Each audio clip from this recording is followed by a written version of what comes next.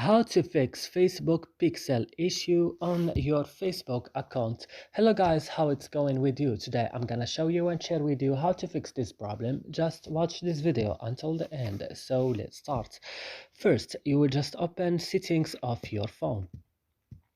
Then when it's open, what you should do now, just go to apps and open apps. Then go to Facebook.